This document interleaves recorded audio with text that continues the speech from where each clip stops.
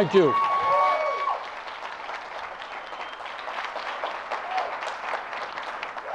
Well, let me thank Congresswoman Grisham for that warm introduction, and I also want to thank Congresswoman Linda Sanchez and Esther Aguilera and all of CHCI staff for hosting me here today, and thank all of you very much for being here. The reason I am running for president is that this country faces some enormously serious problems. One could argue that if you include the crisis regarding climate change, there are more serious problems today than at any time since the Great Depression. And I know that much of the media thinks of politics as how much money you raise or what your standing is in the polls or what kind of dumb thing you said last night. But all of you understand that politics is in fact about the future of our country, what happens to tens and tens and tens of millions of people, many of whom are hurting today.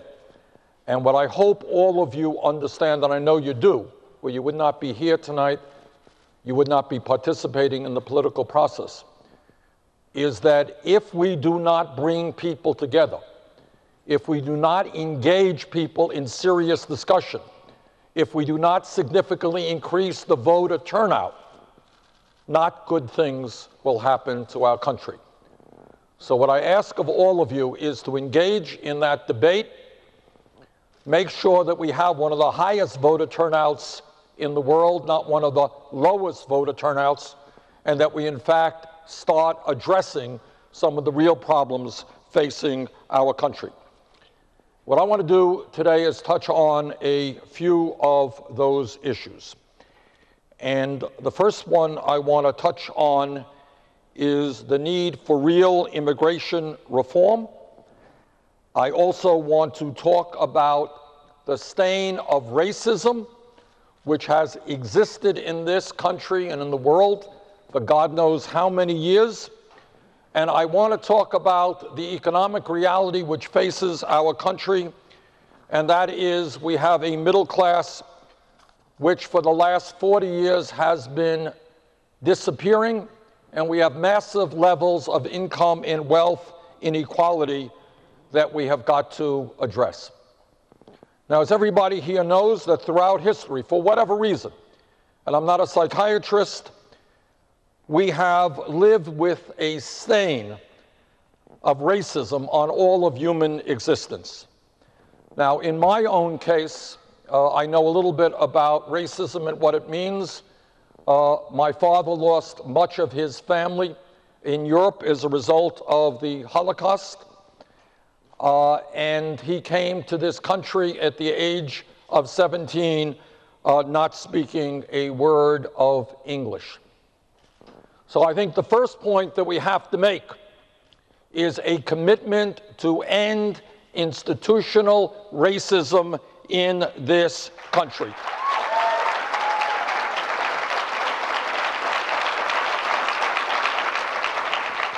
And let me just say this for a moment, is there can be disagreements among honest people about immigration reform. I'm going to tell you in a moment what my view is. But what is not acceptable is demagoguery.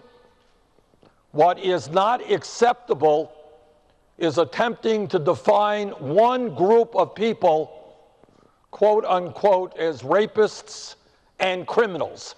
That is not the kind of debate and discussion we need in America today. That is racism, that is unacceptable, and that has got to be rejected.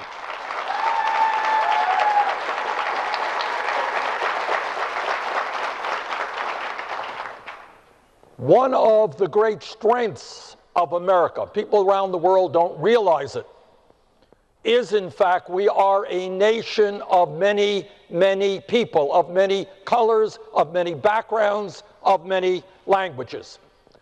And in my view, that makes us a stronger nation, not a weaker nation, this is something we should be proud of. My dad came from Poland. Many of your parents came from other countries. But when we stand together as a people and we bring our different cultures together, we create a nation of extraordinary capabilities which becomes stronger because of our diversity, something we should be proud of.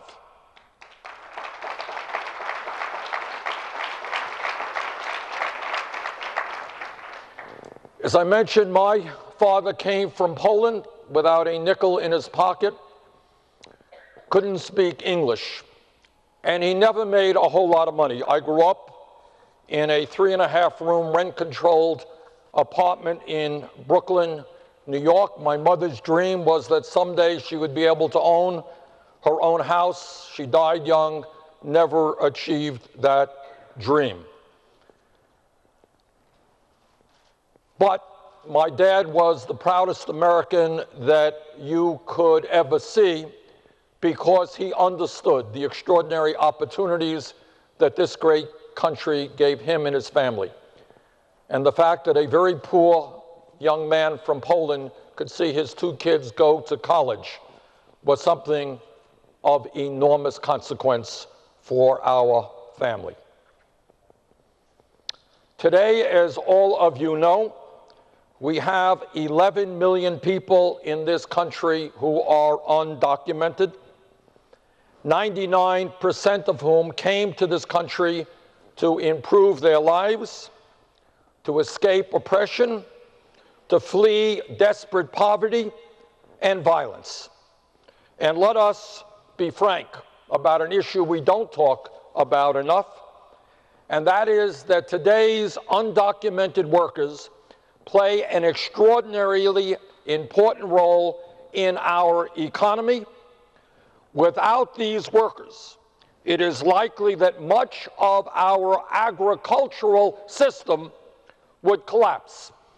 A simple reality.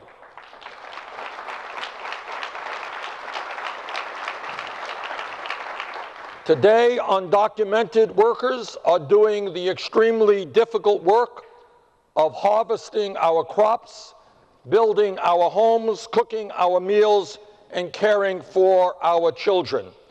In fact, they are part of the fabric of America. And let me just take a brief moment to tell you a little story about my experience with one of my experiences with undocumented workers. Back in 2007, I learned about the horrendous exploitation in Immokalee, Florida. Anybody here from Florida? All right, you guys heard of Immokalee? It's near Naples. It turns out that in Immokalee, Florida, that is a town where a lot of the tomatoes are grown, low-grade tomatoes that are used in McDonald's and in Burger King.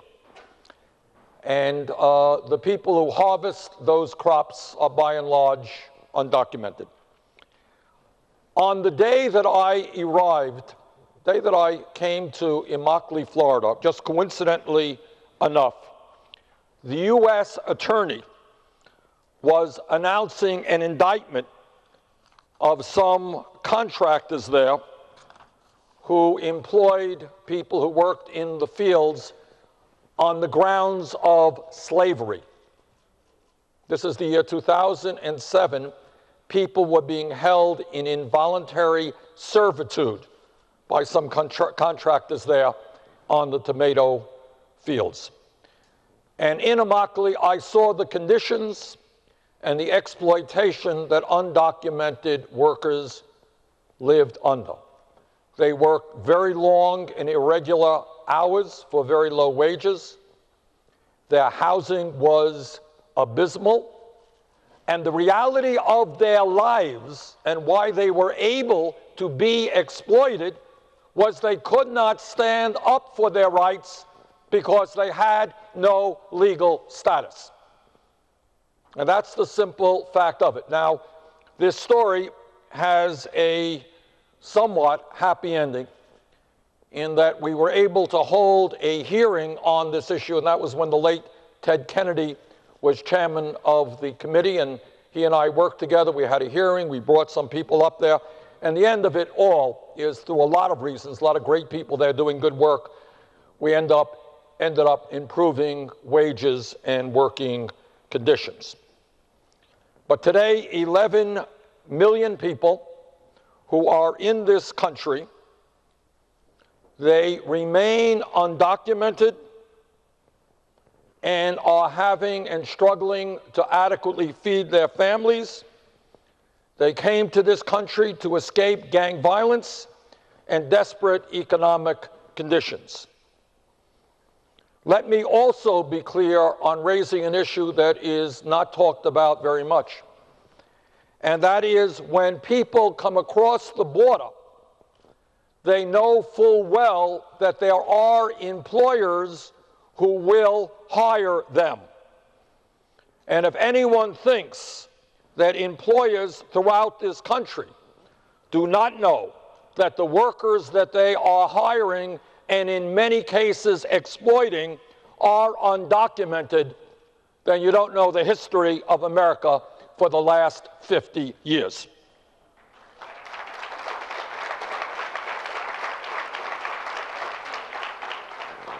So where do we go from here? Well, I supported the 2013 comprehensive immigration reform legislation in the U.S. Senate.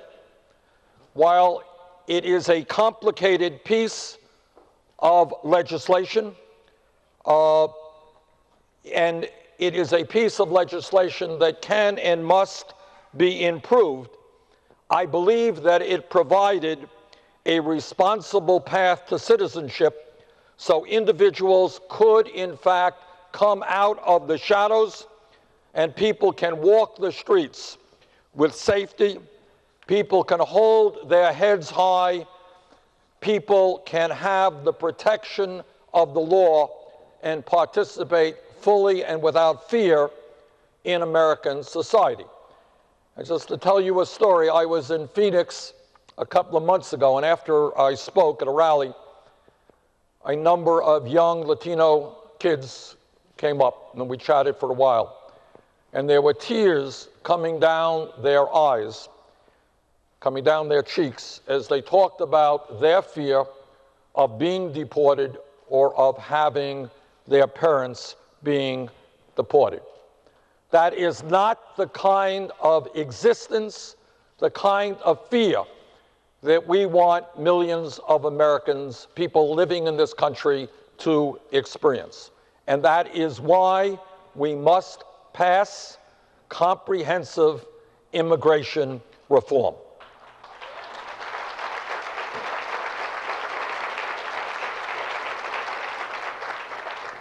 Now, as many of you know, the Senate bill attempted to accomplish this important goal. And in my view, the time is long overdue for many of my Republican colleagues to end the demagoguery and, in fact, take up serious immigration reform.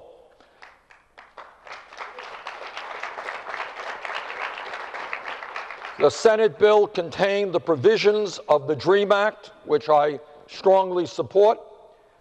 It is my belief that we should recognize the young men and women who comprise the Dreamers for what they are. They are American kids who deserve the right to be in the country they know as home.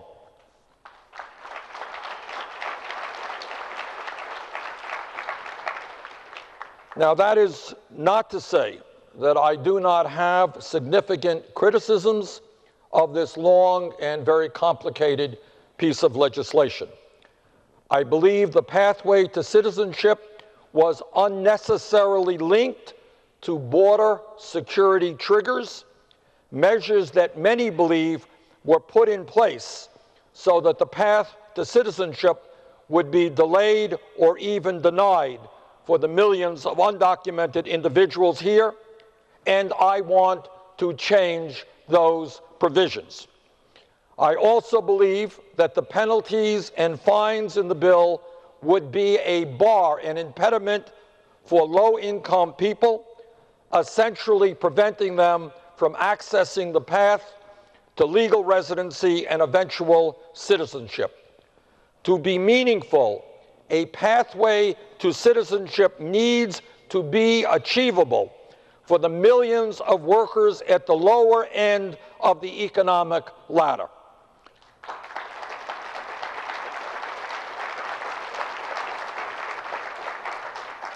These and other barriers in the bill, including the time it takes, often more than a decade, that makes it a flawed piece of legislation which needs significant improvement.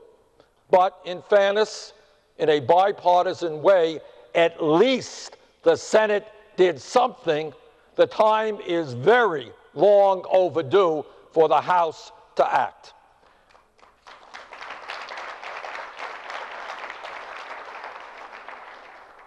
Now, until we can pass comprehensive immigration reform, and I hope that is sooner than later, we must be aggressive in pursuing policies that are humane and sensible and that keep families together. This includes taking measures that are currently available, including using the presidential power of executive order when it is appropriate. While the Senate passed the DREAM Act in its immigration bill, and while the House has not acted, I think President Obama did exactly the right thing through his executive order for deferred action for childhood arrivals, DACA.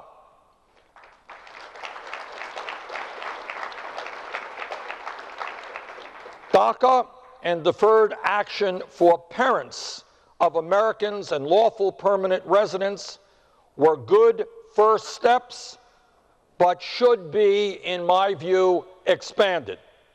Deferred action should include the parents of Dreamers. We should be pursuing policies that unite families, not tear them apart.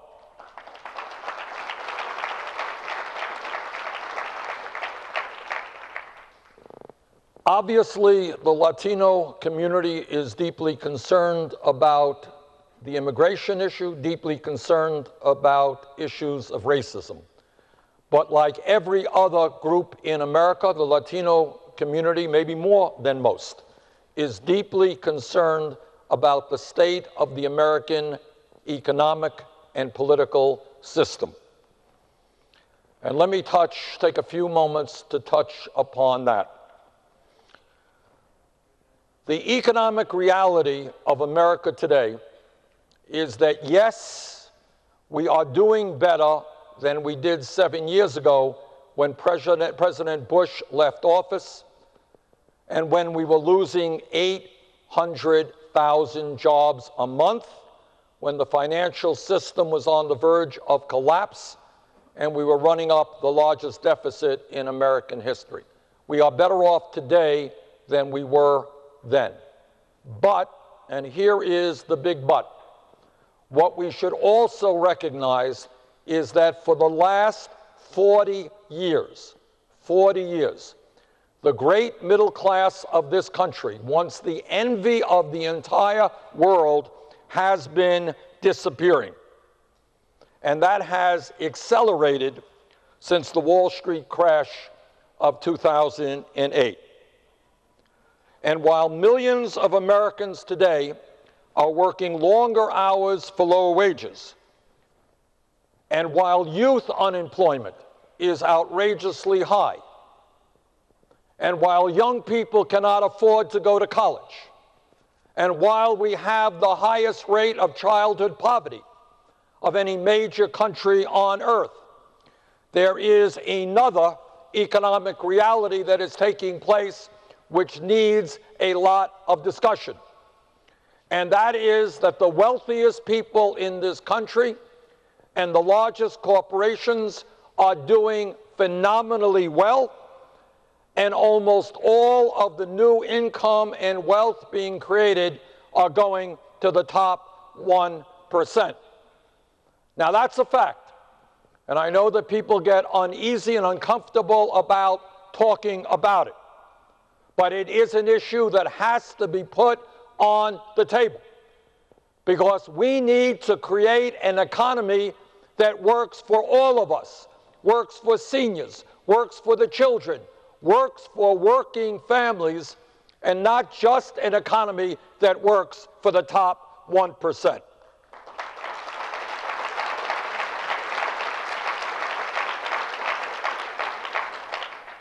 At a time when millions of Americans are working 2 or 3 jobs to bring in enough income and health care to take care of their families, it is not acceptable that Latinos make up more than 16% of our population, but have only 2.2% of the nation's wealth. It is not acceptable that youth unemployment in this country has reached tragic proportions. And I want to say a word on that, because this is an issue that is too rarely discussed. A couple of months ago, I asked some economists to do a study for me. And the study is, tell me what the real rate of youth unemployment and underemployment in America is. And this is what they reported back. If you are a high school graduate, not a dropout, a high school graduate between the ages of 17 and 20, if you are white, real unemployment is 33%. If you are Hispanic, real unemployment is 36%. If you are African American, real unemployment is 51%. Now, what this means is that we have millions of young people in this country, people who want to leave their homes, start a career, make some money, become independent, become adults, and yet they have no jobs and they have no education. And if anybody in this room thinks that it is a coincidence that when we have 5.5 million young people who are not in school and are not working, while at the same time we have more people in jail than any other country on earth, if you think that's a coincidence, you would be sorely mistaken. In my view, it makes a lot more sense to invest in education, invest in jobs, rather than in jails and incarceration.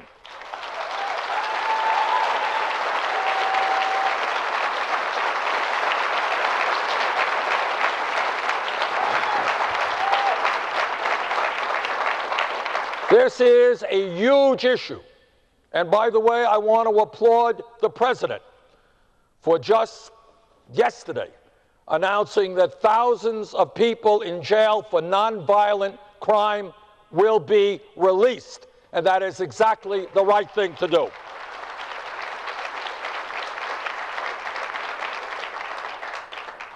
Together, we must end this dubious distinction of the United States having more people in jail than any other country, and we must move to the distinction of having the best educated population on earth.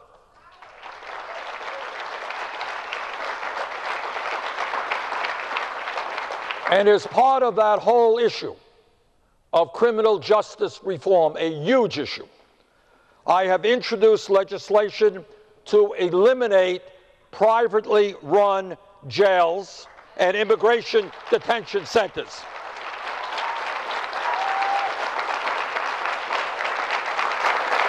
And by the way, when you do that, you're ending the quota for detaining undocumented immigrants. Corporations should not be making profits on the incarceration of people in this country.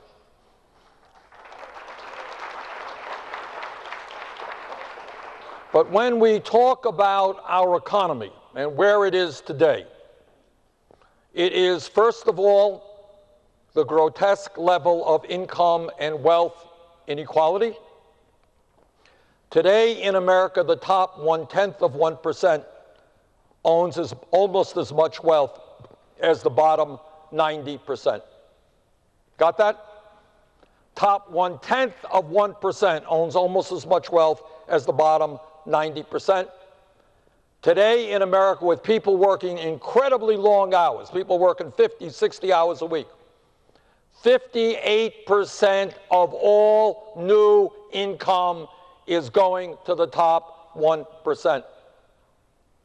In the last 2 years in America, the 14 wealthiest people in this country saw their wealth increase by $156 billion. That wealth increase in 2 years is more wealth than is owned by the bottom 130 million Americans. Wow is the right response. But it's more than wow. It is immoral, it is unsustainable, and we have got to change that.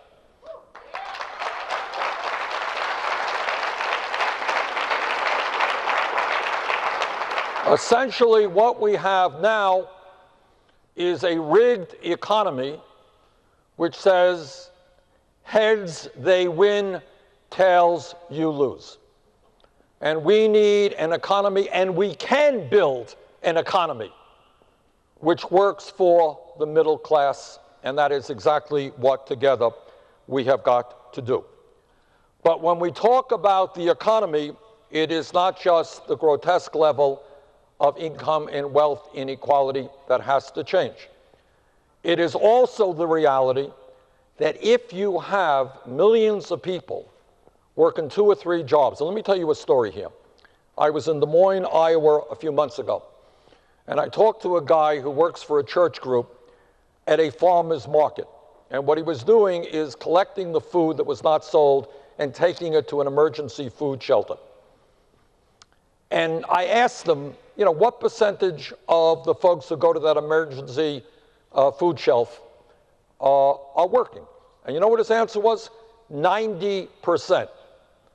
In other words, in Des Moines and all over this country, you got millions of people who are working really, really hard, but they're not earning enough money to adequately feed their kids. At the root cause of that problem is that we have a federal minimum wage of $7.25 an hour. Now, you could do the arithmetic as well as I can.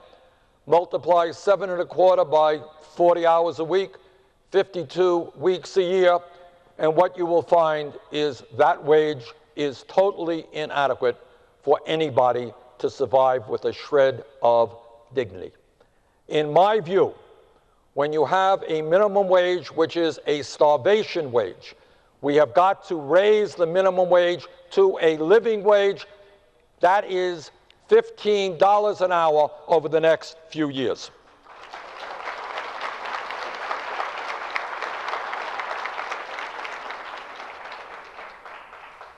And by the way, while everybody in this country, all low-income workers, would benefit, nearly 60% of Latino workers would get a raise under this proposal. When we talk about the future of our country, we also have got to recognize that we live in a highly competitive global economy. And if we are going to do well now and in the future, we need to have the best educated workforce that we can. And in that regard, it makes no sense to me that today we have hundreds of thousands of bright young people who have done well in school, who are qualified to go to college, but cannot go to college for one reason and one reason alone. And that is their families lack the money. That is absurd for two reasons. First of all, it is terribly unfair to those young people to say to them, you're probably never going to make it into the middle class. You're not going to become an engineer, a doctor, a scientist, a teacher, or whatever. You're not going to do that because your family lacks the money to get you a higher education. But it is also absurd for our country, which needs the best to develop the best intellectual capital that we can. And that is why I have introduced legislation and would fight to make happen as president that every public college and university in this country be tuition free.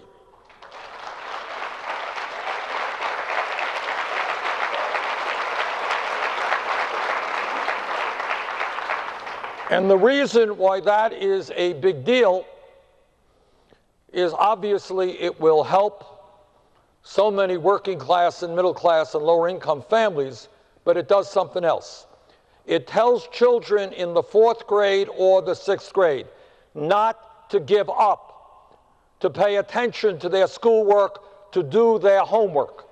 Because what it says is that any child in America, regardless of his or her income, will in fact be able to get a higher education, and that is a big deal.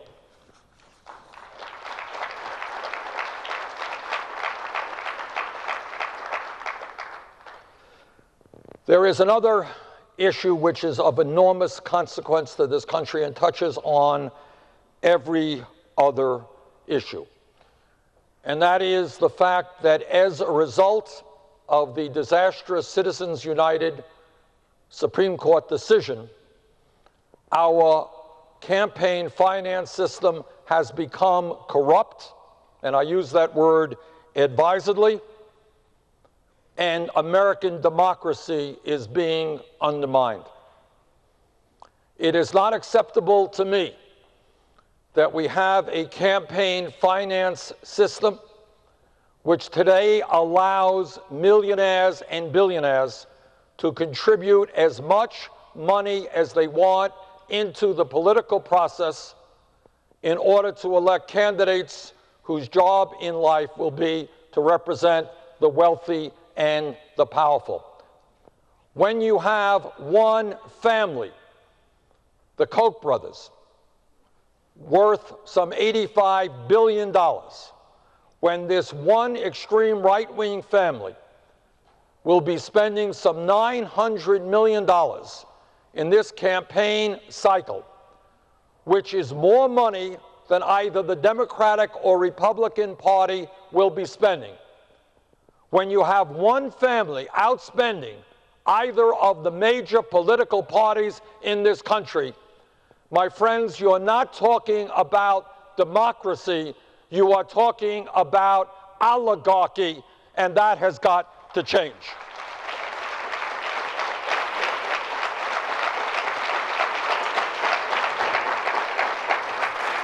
And when we talk about election reform, I trust that all of you know, and I don't mean to be overtly partisan here, but I have to be, that in this country today, in Republican states, one state after another, there is a very concerted effort to suppress the vote, to make it harder and harder for people of color, for low-income people, for older people, for students to participate in the political process. And they do this under the guise of trying to protect their states from voter fraud.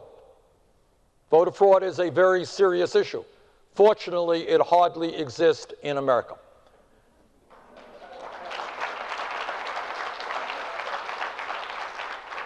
And everybody knows what the intention is of those voter suppression efforts. What Republican governors and legislatures are saying is, we don't want a fair election. We want to do everything that we can to prevent people whose views are different than ours to participate in the political process. Now, I've run for office many, many times in the state of Vermont. Often I've won, sometimes I've lost. But it has never occurred to me to figure out a way to deny people who disagree with me the right to vote.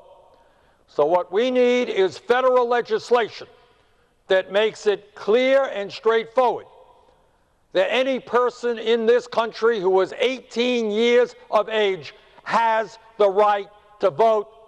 Discussion ended.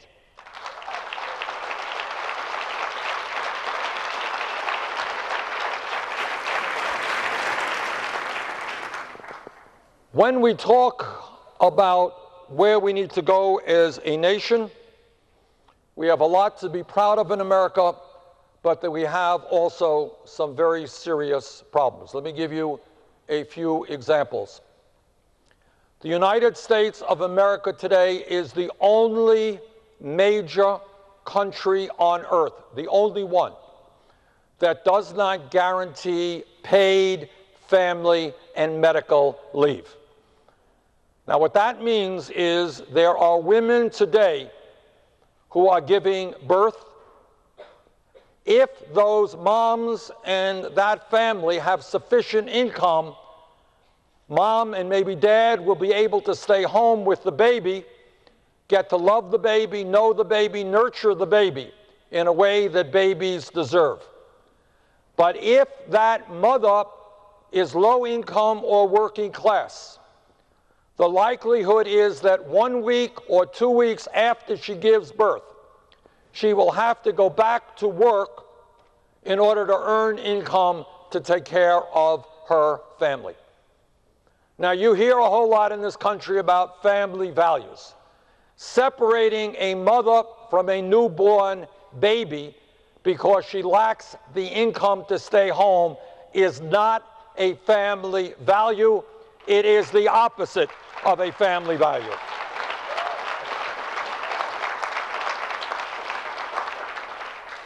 Now, in my view, we have made progress in this country against tremendous ideological opposition in increasing the number of people who have health insurance, and we did that through the Affordable Care Act. And we should be proud of what we have accomplished. Those of you who are young or under 26 can stay on your parents' insurance policy. If some of you or your parents have pre-existing conditions, we have ended the obscenity of insurance companies saying, oh, you have cancer, you had cancer 5 years ago, we're not going to insure you for cancer. We have ended that obscenity. And we have also provided insurance for some 15 million Americans who previously lacked health insurance. All of that is very significant. But what we have not done, and I hope all of you know that, is we have not ended the embarrassment of being the only major country on earth, the only one, that does not guarantee health care to all people as a right. And today we have 29 million people who have zero health insurance and many more who are underinsured with high premiums and high deductibles. So count me in as somebody who believes that health care is a right, not a privilege, and that we should move toward a Medicare for all single-payer program.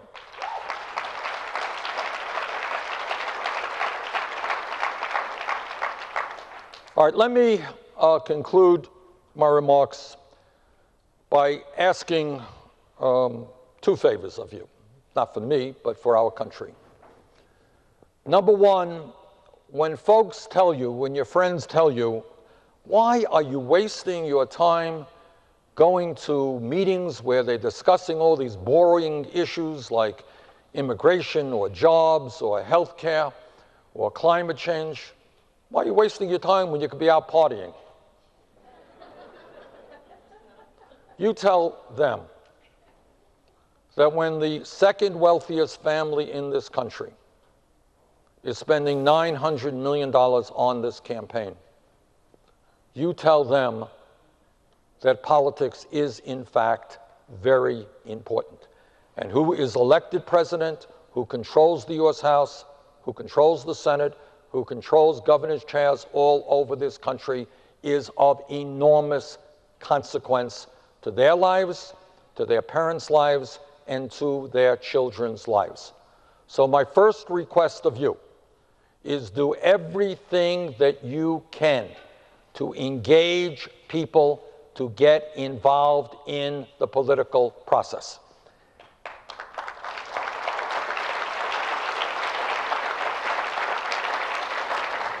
We had an election last November.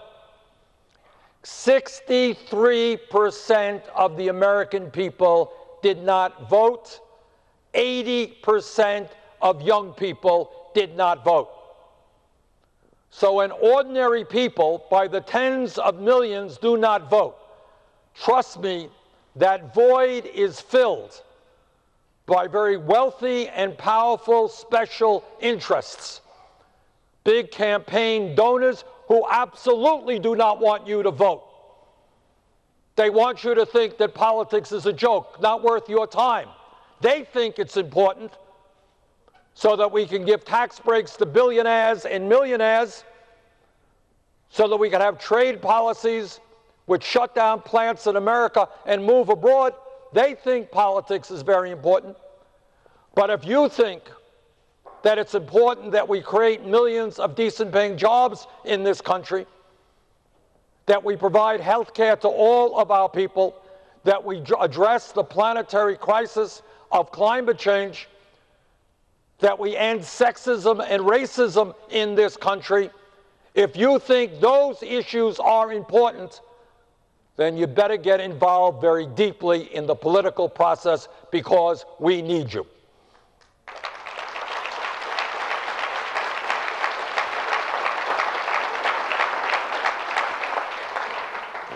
And the second point I want to make to you is that you live today in the wealthiest country in the history of the world today.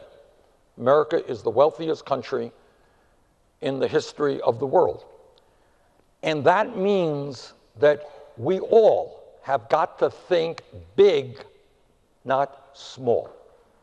Please do not get caught up in these debates that take place here on Capitol Hill about whether we cut education by 2% or whether we raise it by 1%. That's thinking small.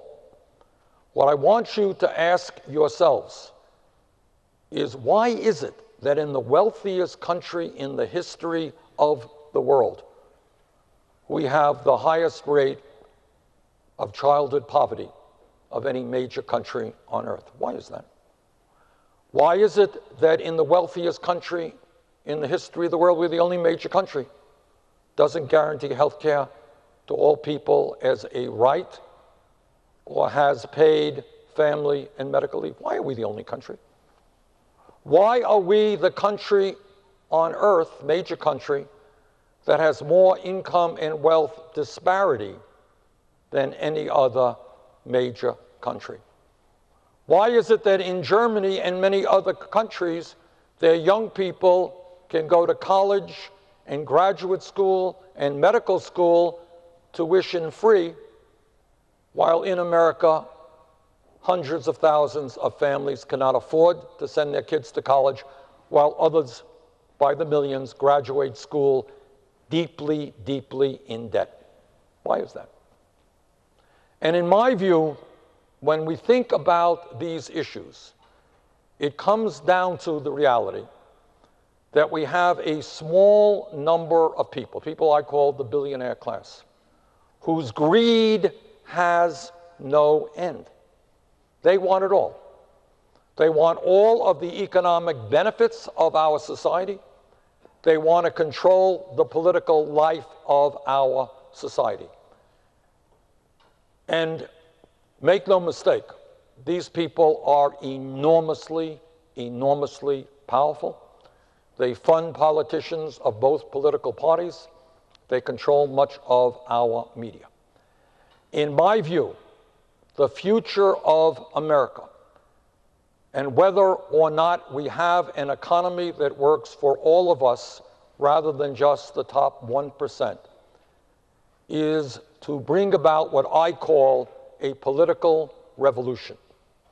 And what that means essentially is that all of us become engaged in the political process, that all of us demand that the next President of the United States and Congress start representing the vast majority of our people and not just the wealthiest people in this country.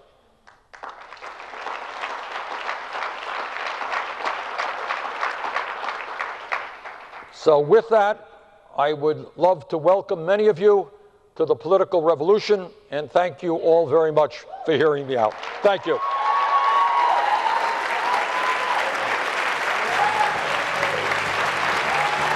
I'm the leading state sponsor of terrorism.